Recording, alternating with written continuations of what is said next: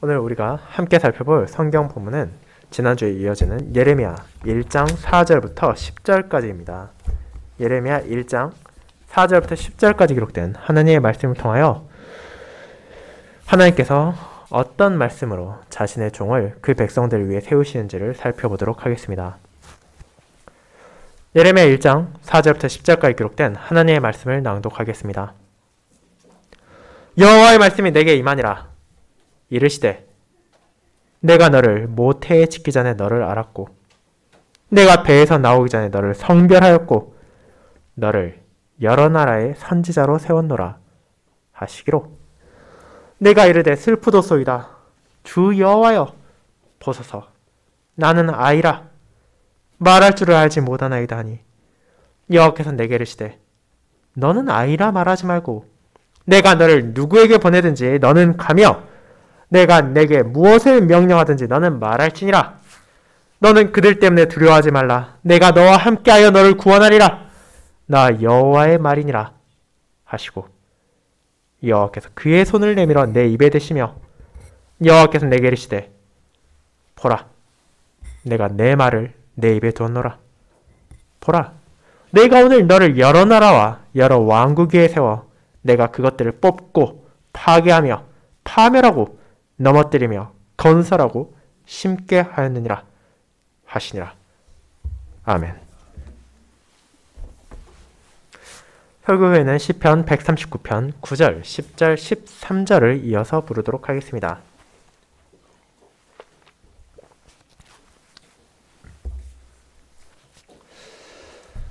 사랑하는 주 예수 그리스도 안에 있는 형제 자매님들, 여러분은 감투시라는 사람은 없다는 말을 들어본 적 있으십니까? 어쩌면 이런 표현이 처음인 사람도 있겠지만 그 의미를 듣는다면 어렵지 않게 이에 동의할 수 있을 것입니다. 이는 권력이나 직책을 마다하는 사람이 드물다는 것이며 특별히 그것이 별다른 노력 없이 주어진다고 생각할 때는 더더욱 그런 경향을 보인다는 것입니다.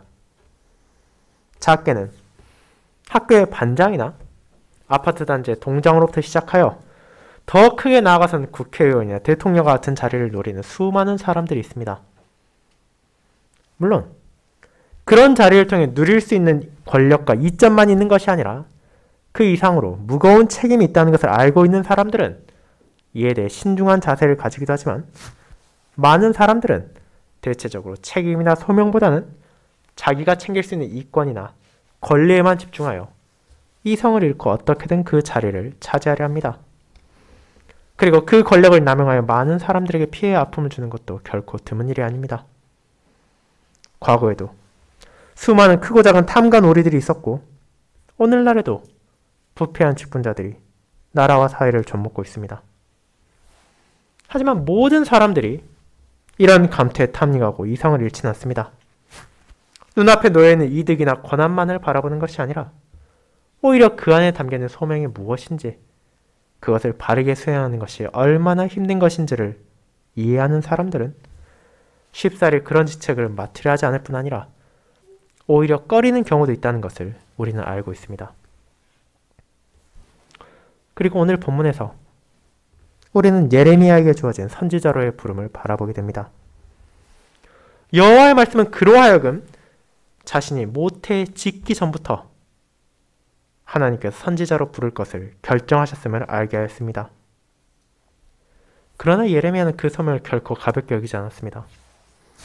제사장이 되기 위한 준비를 하며 하나님의 말씀을 배웠던 자에게 그는 선지자의 사명이 무엇인지를 알고 있었고 그 책무에 따라가는 것이 얼마나 무거운 삶인지를 깨닫고 있었습니다.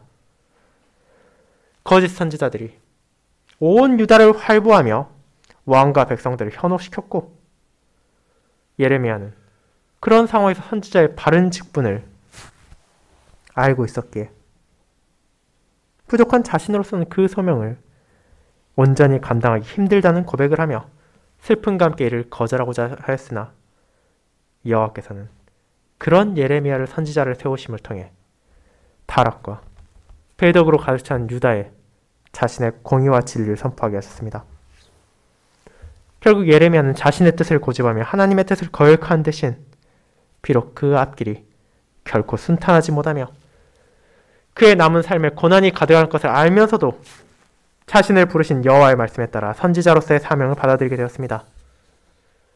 저는 이와 같이 자신의 종을 부르신 주님의 말씀을 예레미야의 뜻을 꺾은 여호와라는 제목으로 설교하고자 합니다. 그리고 이를 두 부분으로 나누어 어째서 예레미야가 그에게 주어진 소명을 거부하려 했는지와 그럼에도 불구하고 하나님께서는 어떻게 그를 자신의 선지자로 세우셨는지를 살펴보므로 오늘날 우리에게도 주어진 이 거룩한 소명을 어떻게 받아들이고 그 삶에 있어 무엇이 참된 기준이 되어야 하는지를 알아가도록 하겠습니다. 첫 번째, 선지자로의 부름을 거부하고자 했던 예레미야. 두 번째, 예레미야를 선지자로 택하고 세우신 여호와라는 두 소주제로 이를 살펴보겠습니다. 먼저 첫 번째, 선지자로의 부름을 거부하고자 했던 예레미야에 대해 알아보겠습니다.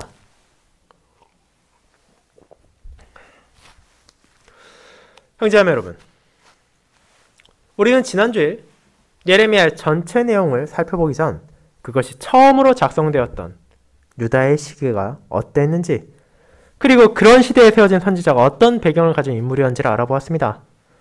그리고 이를 통해 하나님께서 진실로 그 시대에 필요한 인물을 자신의 종으로 보냈다는 것을 우리는 알게 되었습니다. 당시 유다는 극심한 혼란기를 겪고 있었습니다.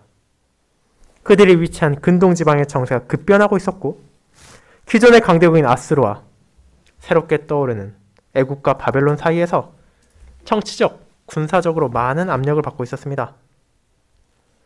그런 상황에서 요시야는 예배를 회복하고 더럽혀진 종교를 개혁함으로 다시금 백성들과 나라를 여호와께 나아가게끔 최선을 다했지만 애굽의 느고 왕과의 전투에서 패하고 요시야 왕이 사망한 후 이제 유다는 돌이킬 수 없는 몰락을 향해 나아갔습니다.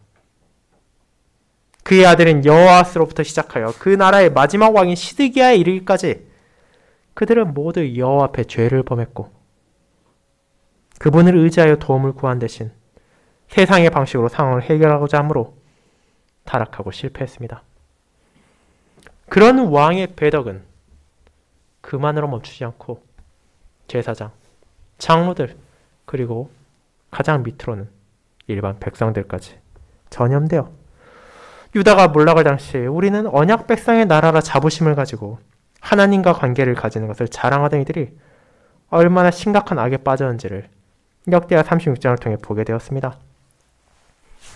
왕은 여호와의 말씀 앞에서도 겸손하지 않았고 제사장과 백성들도 하나님 앞에 범죄하고 가증한 일을 행하며 하나님의 전을 더럽히고 신실하신 여호와께서 부지런히 보내신 사신들을 멸시하고 모욕하여 마침내 하나님의 진노를 불렀습니다.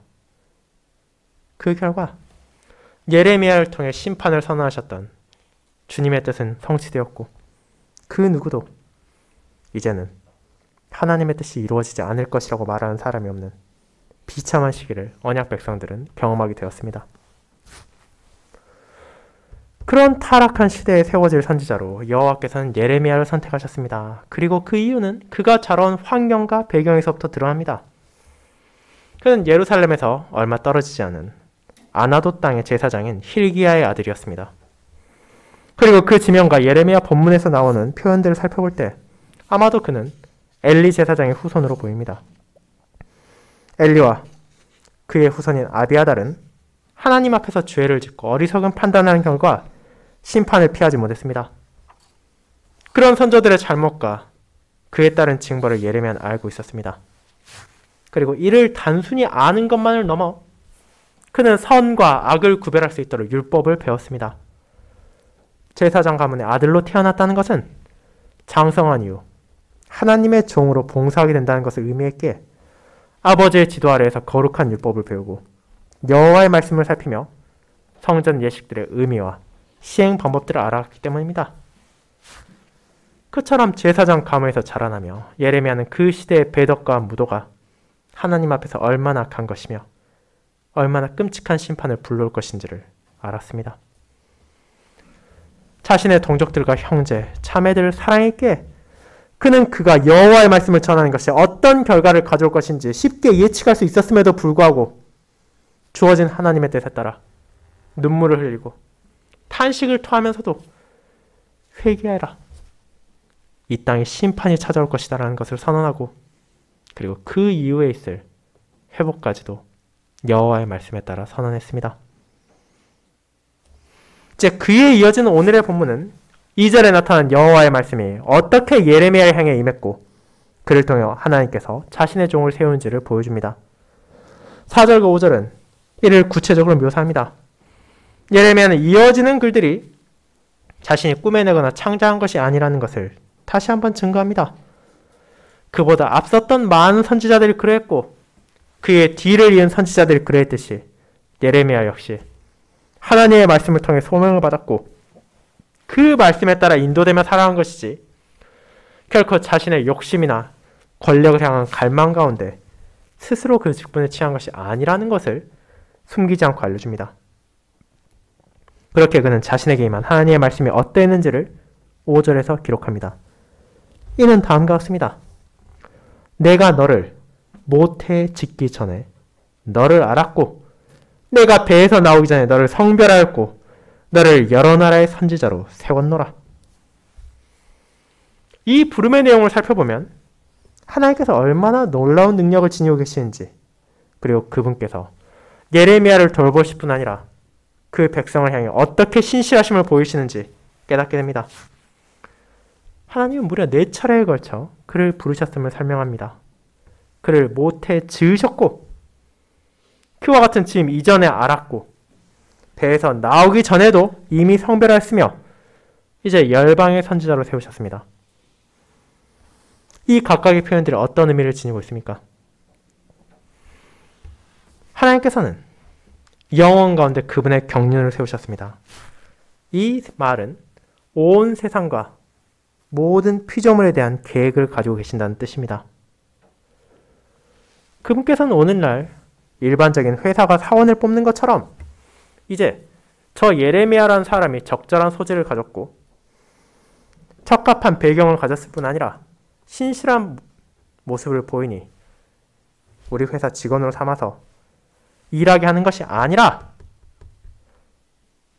그 이전에 이미 그를 정하고 세우신 것입니다. 힐기야와 그의 아내가 원해서 예레미야를 가지게 된 것이 아니라 그들을 통해 하나님께서는 자신이 세우실 선지자를 모태에 지으셨고 심지어 그것까지도 충동적으로 이루어진 것이 아니라 이미 그 전부터 그를 통해 어떤 일을 하실지를 알고 계셨습니다. 그분께서는 진정 사람의 시작을 아실 뿐 아니라 그를 통해서 무엇을 이루실지도 정해놓으셨습니다. 그렇게 예레미야는 그 어머니의 배에서 태어나기도 전부터 이미 성별되었습니다. 이 성별되다는 표현은 거룩하게 하였다는 뜻으로 일반적으로 제사장들을 향해 사용되며 그가 하나님을 섬기도록 구별되었다는 뜻을 지니며 이를 통해 하나님께서는 그가 자신의 종이 될 것을 알았기에 그분을 섬기도록 구별하였다는 의미를 지닙니다. 이처럼 예레미야의 삶은 그가 자각하기도 전부터 심지어 이 땅에 태어나기 전부터 이미 하나님을 향해 살아가도록 부름받았다는 것을 여호와께서는 깨닫게 하셨습니다. 그리고 이제 그렇게 지으시고 아시며 성별하신 자를 향해 무엇을 말하십니까? 하나님은 예레미야에게 너를 여러 나라의 선지자로 세웠노라고 선언하십니다. 이를 통해 예레미야는 자신에게 주어진 소명이 무엇인지를 분명하게 깨닫게 되었습니다. 이와 같은 부름을 잘 생각해 보도록 합시다. 지금 여호와께서 예레미야를 선지자로 부르고 계십니다. 그리고 하나님께서 주어가 된 앞선 3가지는 예레미야가 어렵지 않게 이해할 수 있을 것입니다. 분명 어떤 사람도 이를 행할 수 없지만 하나님의 전능한 능력으로는 그 모든 것이 가능하다는 것을 구약시대의 성도들도 알고 있었기 때문입니다. 그렇지만 마지막 문장은 어떻습니까? 왜 하나님께서는 예레미야에게 내가 너를 선지자로 세울 것이라고 말하시는 것이 아니라 선지자로 이미 세우셨다고 완료 시제를 사용하여 말하십니까? 그 이유는 주님의 말씀 안에서 이것이 이미 이루어진 것이기 때문입니다. 예레미야가 하나님의 뜻을 듣고 이제 하나님과 교섭을 해서 선지자가 되는 것이 아니라 하나님께서는 그를 세우셨으며 이제 그에게 주어진 소명을 깨닫게 하신 것입니다. 예레미야가 태어나기 전부터 주어진 하나님의 뜻을 알게 하신 여호와는 이제 그 종에게 사역의 대상이 어디인지도 알려주십니다. 그는 유다라는 작은 한 나라에만 한정되는 것이 아니라 여러 나라, 열방의 선지자로서 여호와의 말씀을 전할 것입니다. 물론 예레미야가 요나나 다른 선지자처럼 니느웨와 같은 타국을 방문해서 진리의 말씀을 선포하진 않았습니다. 그는 특별히 다른 나라들을 향하지도 않았고 사역기간 대부분을 예루살렘을 중심으로 한 유다 백성들을 위해 봉사했습니다. 그러나 여러분이 예레미야를 읽어본다면 깨닫게 되는 것이 그를 통해 주어지는 여호와의 말씀이 유다라는 한 나라에만 제한되지 않았다는 것입니다. 그 말씀은 온 나라를 향해 펼쳐나가고 있었으며 심지어 언약 백성들이 마주할 멸망, 바벨론에 의한 정복까지도 하나님의 뜻에 의해 결정된 것이기에 그 말씀을 외치며 선포할 예레미야는 진정 여러 나라, 열방에 하나님의 뜻을 말할 선지자였습니다. 이런 부름을 들은 예레미야는 어떤 반응을 보였습니까? 만약 그가 세속적인 인물, 이 직분을 통해 자신이 누릴 권리와 영광만을 생각하는 사람이었다면 이게 웬 기회냐 생각하며 기쁘게 받아들였을 것입니다. 단순한 선지자가 아니라 여러 나라의 선지자로서 여호와를 대신하여 그분의 뜻을 전하는 자라면 얼마나 많은 것을 누릴 수 있겠습니까? 하지만 6절에서 그는 어떻게 응답합니까? 우리는 그가 선지자로서의 부름을 받기 전 이미 제사장이 되기 위한 교육을 받았음을 기억해야 합니다. 그 과정을 통해 하나님의 말씀을 배웠고 유다의 역사를 알았기에 예레미야는 하나님의 종, 특별히 그 중에서도 선지자로 살아간다는 것이 얼마나 힘든 것인지를 누구보다 잘 알고 있었습니다. 그리고 그 임무가 얼마나 중요한 것인지도 알고 있었기에 자기 자신의 부족함을 생각해 보았을 때 내가 주님의 종으로서 선지자로 세워지기엔 모자라다는 것을 고백합니다. 물론 이를 인정하는 것은 결코 쉬운 것이 아닙니다.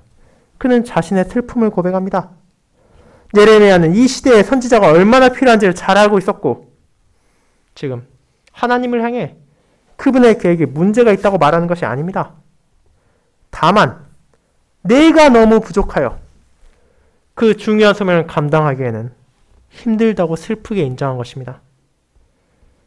그는 자신이 가진 두 가지 결점을 여기에서 언급합니다. 먼저 그는 그 직무를 행하기에는 너무 어렵습니다. 물론 우리는 여기서 구체적으로 예레미야가 당시 몇 살이었는지까지는 알 수 없습니다. 그러나 실제로 그가 지긋이 나이를 먹어 누가 보아도 선지자로 충분히 세워질 정도의 상황은 아니었음을 쉽게 생각할 수 있습니다. 그의 긴 사역기간을 우리는 알고 있으며 그뿐 아니라 예레미야 16장에서 여호와께서는 그에게 유다에 임할 심판을 선언하시며 아내를 맞이하지 말며 자녀를 두지 말라고까지 하셨기 때문입니다. 이 말은 그가 부름을 받고 이 하나님의 뜻을 들을 때까지 결혼하지 않았다는 것을 가리킵니다. 그가 제사장 가문이라는 것까지 감안한다면 결혼할 수 있는 성년의 나이가 되었을 때 혼인하지 않고 있는 것은 결코 일반적이지 않았으며 그 결과 실제로 그가 부름을 받았을 때 나이가 최소한 성인이라고 인정받을 정도는 아니었음을 인식하게 됩니다.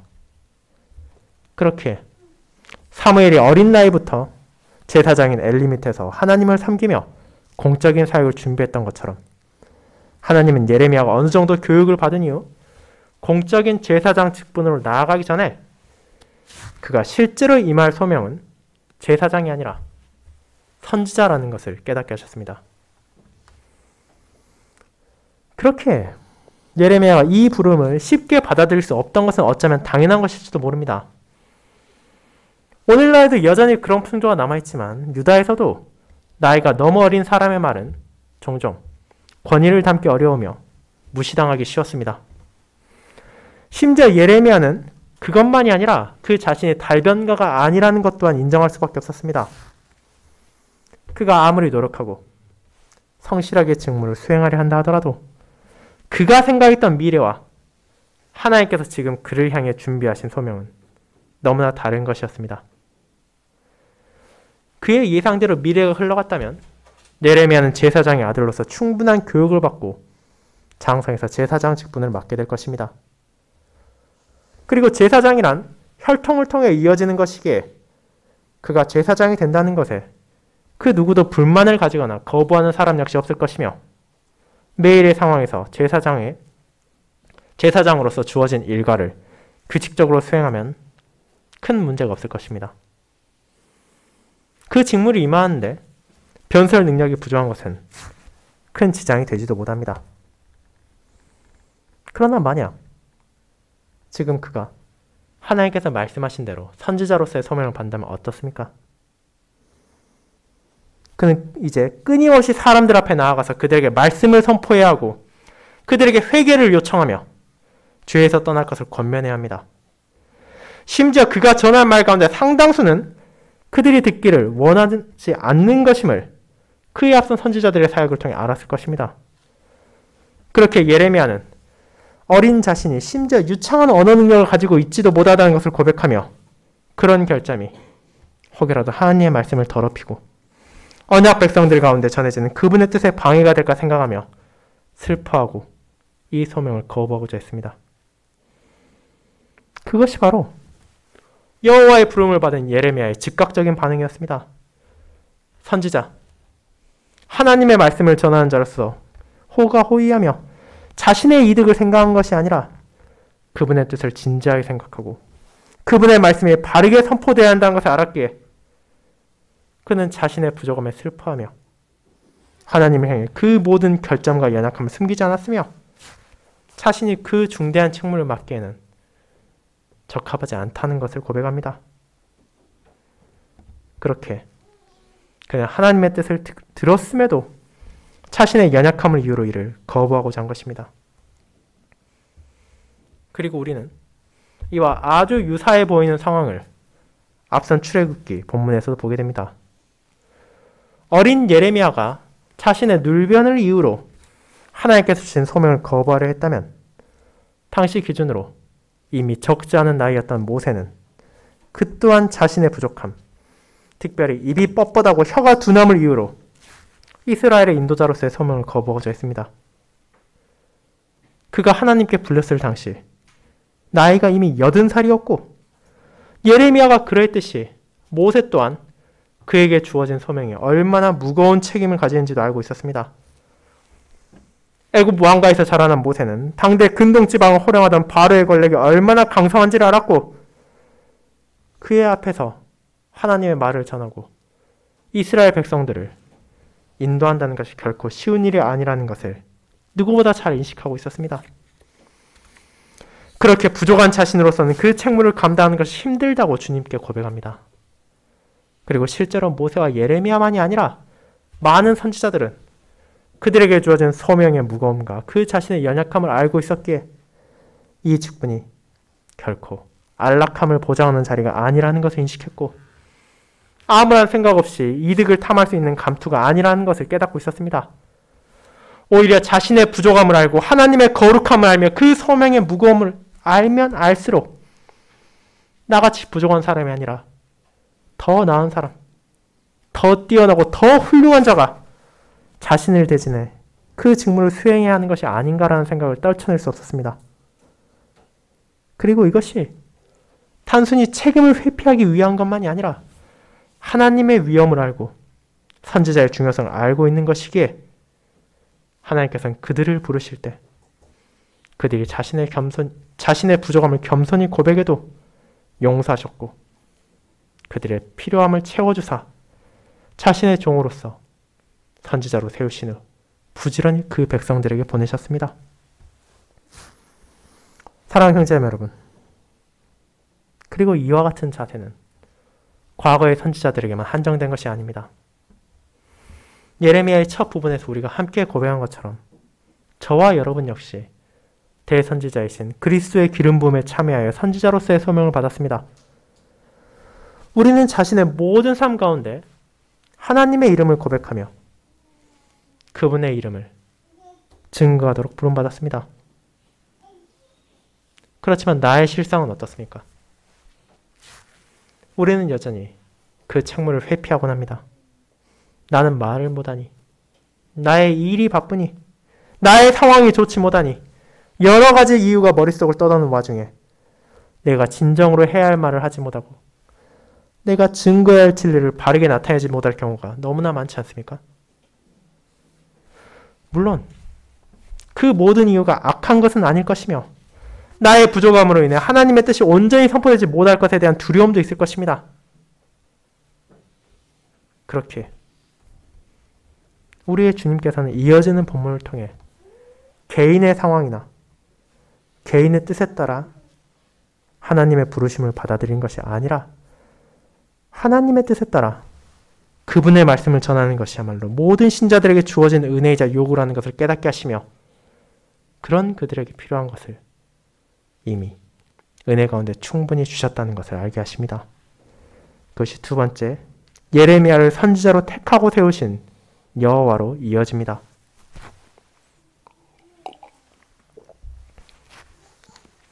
성도 여러분, 여호와의 말씀에 대한 예레미야의 응답은 일견 논리적이며 합당해 보입니다. 그가 어린 것이 사실이며 말에 능하지 못한 것 또한 실제이기 때문입니다. 어쩌면 선지자보다는 그가 이미 준비하고 있던 제사장의 길이 그에게 더 적합해 보일 수 있습니다. 하지만 그런 모든 사정을 고려하기 전 다시 한번 여호와의 말씀을 떠올려 보도록 합시다.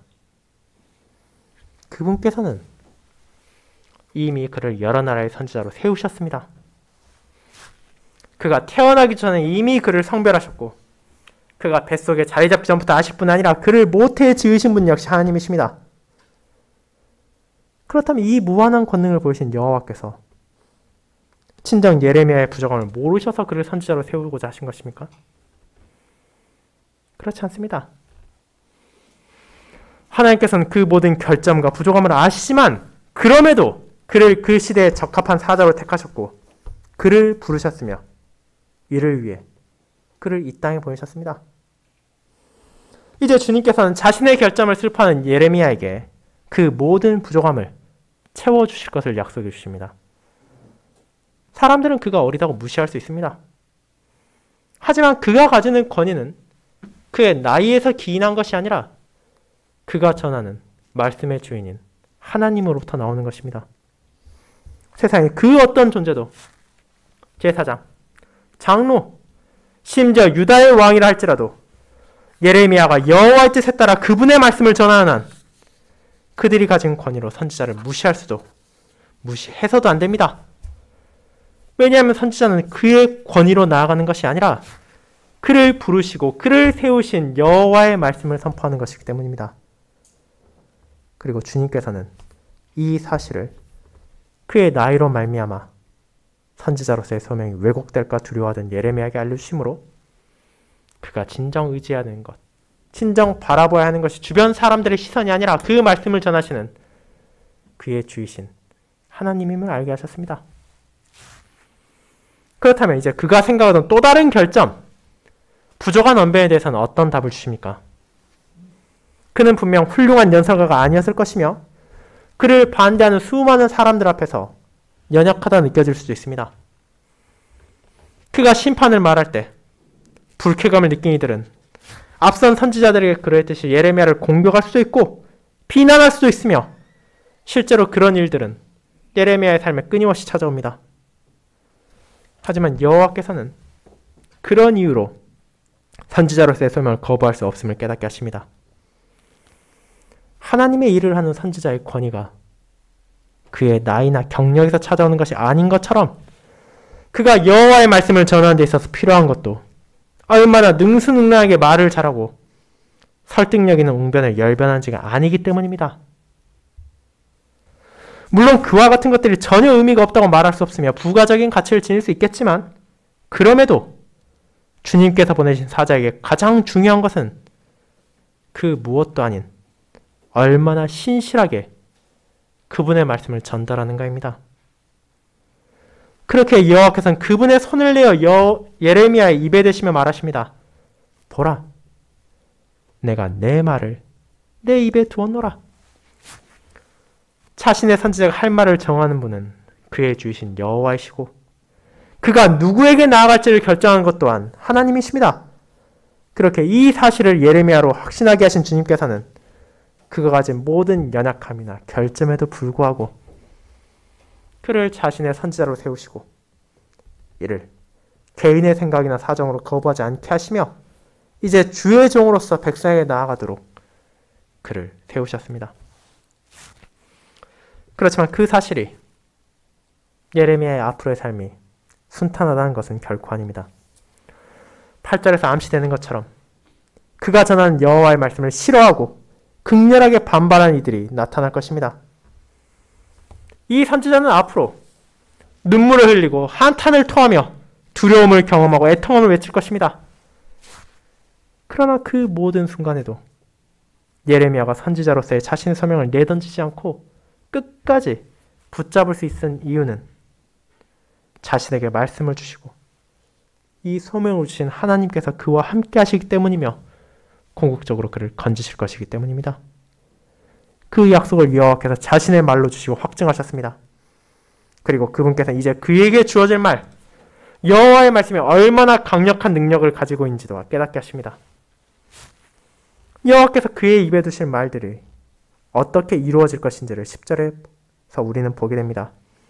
보라, 내가 오늘 너를 여러 나라와 여러 왕국 위에 세워 내가 그것들을 뽑고 파괴하며 파멸하고 넘어뜨리며 건설하고 심게 하였느니라. 그 말을 통해 예레미야는 자신의 사역이 얼마나 중요하고 두려운 것인지를 깨닫게 되었을 것입니다.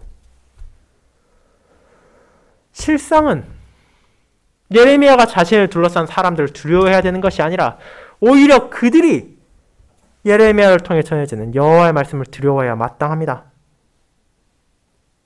뽑고 파괴하며 파멸하고 넘어뜨리는 것이 어떤 것을 묘사하시는지를 여러분은 쉽게 떠올릴 수 있습니다. 우리는 종종 아주 오래되어 유지되지 않고 낡아서 더 이상 보수하기 힘든 주택이나 아파트를 무너뜨리고 그 자리에 새로운 건물을 세우는 것을 볼 수 있습니다. 제대로 보존되지 않고 사람이 살지 않아 썩고 무너진 폐가를 그대로 두면 흉물에 불과하지만 그것을 파괴하고 제거한 후 새로운 집을 짓는다면 누군가의 안락한 보금자리로서 다시 기능할 수 있을 것입니다. 그리고 여호와께서는 예레미야에게 그런 심판과 회복의 선언이 너를 통해 전해질 것임을 알려주십니다. 배더기 시대 번영과 풍요만을 바라던 유대인들에게 주어진 선지자는 그들이 바라는 것과 정반대인 몰락과 징벌을 선언할 것입니다. 그들은 여호와를 향한 자신들의 죄에 대한 심판의 날이 다가오고 있음을 깨닫게 될 것이며 이를 격렬히 거부하고 반대하겠지만 결국 성취되고 말 것입니다. 그리고 그 심판은 유다에만 멈추는 것이 아니라 그 주변 수많은 나라에도 임할 것입니다. 하지만 주님께서는 그런 파괴를 통해 그 백성을 진멸하시는 것이 아니라 다시 언약 백성들을 회복하시고 재건하실 것임을 알려주셨고 우리는 예레미야의 기록을 통해 실제 그의 사역 가운데 심판의 선언만이 아니라 새 언약과 회복의 약속 또한 분명하게 나타나는 것을 보게 됩니다. 그런 사역의 성격을 마음에 품고 예레미야는 자신이 거부하고자 했던 선지자의 길을 나아갑니다. 그리고 그것이야말로 그가 태어나기 전부터 하나님께서 영원한 경륜 가운데 정하신 그의 삶의 목적이라는 것을 자신의 삶을 통해 이제 증거하게 될 것입니다. 이제 그와 같은 선지자의 모든 사역은 다른 선지자들과 마찬가지로 궁극적으로는 그리스도 안에서의 하나님의 약속의 성취를 가리킵니다. 하나님께서 함께 하심을 의지하고 그분의 뜻에 따라 심판과 회복을 선언한 예레미야의 사역은 1차적으로 바벨론의 침공으로 인한 포로기와 페르시아 왕 고레스를 통한 해방으로 이루어집니다. 그러나 이 땅에 오신 그리스도께서는 그런 일시적인 심판과 일시적인 회복이 아니라 영원한 징벌과 영원한 영광을 약속하십니다. 아버지의 뜻에 따라 죄인들의 영원한 몰락과 의인들의 영원한 복락을 말씀하신 예수님께서는 이제 앞선 선지자들을 통해 주어진 약속들이 그분 안에서 성취된 것과 같이 그분의 말씀 역시 자신의 날에 분명하게 이루어질 것을 약속하시며 이 말씀을 전해듣는 모든 이들이 하나님을 경외하며 죄에서 돌이켜 하나님께서 그들에게 주신 소명에 따라 신실하게 살아가기를 요구하시는 것입니다. 사랑하는 성도 여러분, 하나님께서는 이 말씀을 통해 우리가 다시 한번 자신을 돌아보게 하십니다. 분명 저와 여러분에게 여러 가지 결점이 있을 것입니다.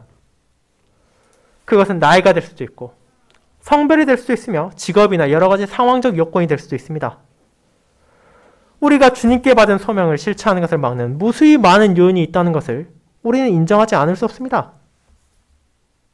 그러나 구약과 신약의 수많은 직분자들과 성도들이 그들에게 주어진 책무에 따라 살아가고 하나님의 뜻을 전파할 수 있었던 것은 그들이 완벽해서가 아닙니다. 주님께서는 그들의 부족함을 알고 계시지만 그런 결점을 채워주시고 그들이 기꺼이 주님의 뜻에 따라 삶을 다스리며 여호와의 말씀을 전하게 하셨습니다.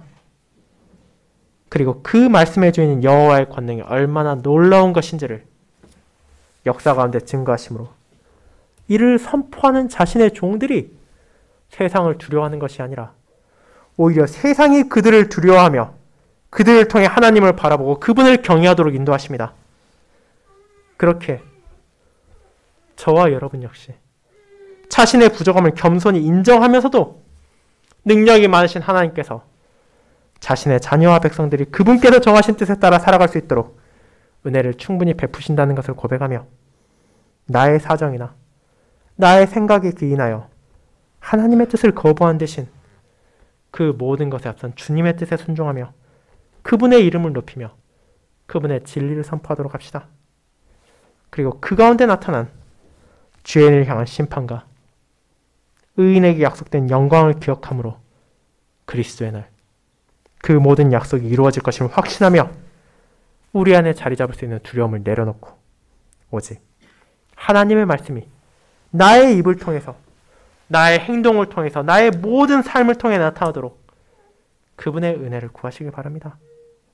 그 이와 같은 소명에 순종하며 여러분을 통해 여호와의 말씀이 이 세상 가운데 전해지며 주님께서 우리가 태어나기도 전에 정하신 그분의 뜻, 그분께서 우리에게 주신 소명이 신실히 수행되는 한 주가 되길 소망합니다. 아멘.